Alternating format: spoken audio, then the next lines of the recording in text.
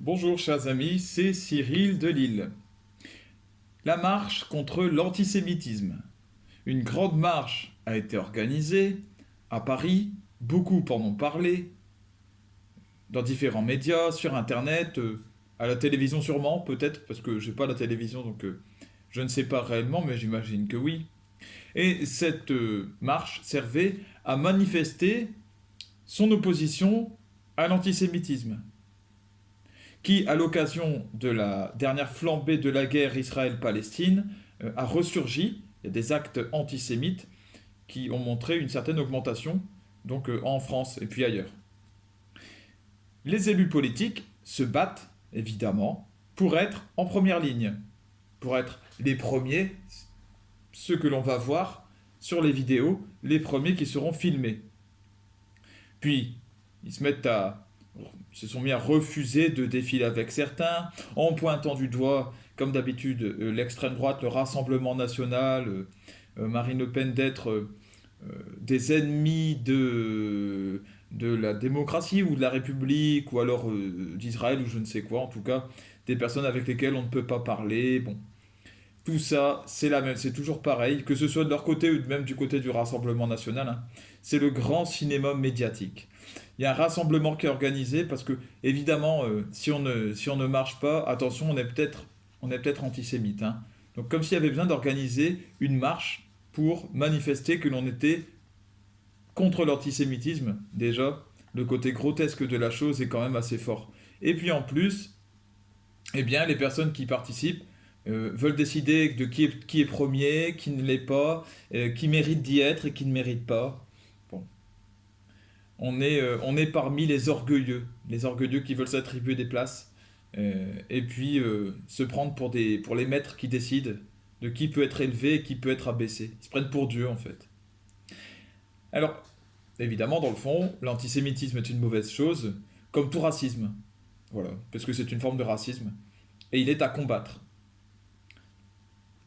Dans le cadre de la guerre Israël-Palestine, où chaque camp a des méfaits à se reprocher, j'en ai parlé déjà dans des vidéos précédentes, du côté d'Israël, bien, il y a la colonisation, et puis maintenant, il y a la guerre totale qui a été déclarée à Gaza, et bien, ces deux phénomènes sont condamnés par la communauté internationale. Pourtant, Israël continue. Du côté de la Palestine, bien sûr, il y a le terrorisme classique habituel, les envois de roquettes euh, qui, sont, euh, qui sont à déplorer et qui nourrissent la guerre. Eh bien, comme je le disais, puisque chaque camp a des méfaits à se reprocher, pourquoi n'organiser une marche que pour soutenir un seul des deux camps? Pourquoi ne soutenir qu'Israël? Pourquoi ne soutenir que les juifs? Pourquoi ne combattre que l'antisémitisme et pas aussi hum, l'islamophobie? Puisque, puisque l'islamophobie a augmenté de la même façon. Évidemment, conflit Israël-Palestine, eh bien, les ennemis de l'un comme de l'autre, à travers le monde, agissent, se réveillent et frappent contre leur adversaire. Donc les pro-palestiniens, les pro-Palestine contre Israël, les pro-Israël contre la Palestine.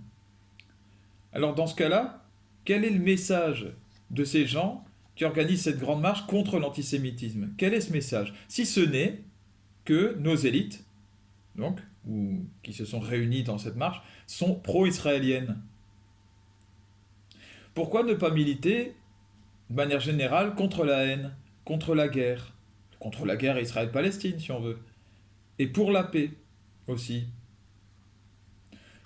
Pourquoi ne pas militer, manifester pour que chaque camp arrête ses méfaits? Et donc, aussi, entre autres, qu'Israël cesse ses colonisations et la guerre totale contre Gaza. Pourquoi ne pas faire cela? Ben parce que va être accusé d'antisémitisme, bien sûr. En se montrant partisanes,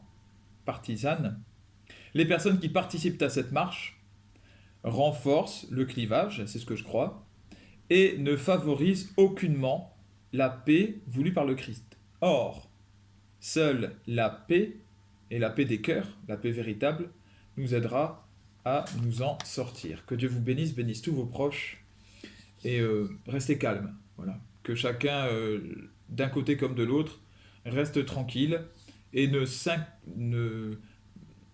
s'investisse pas excessivement dans ce conflit. Ne prenez pas de parti, gardez le parti de la paix, le parti de l'objectivité puis de la distance. Voilà.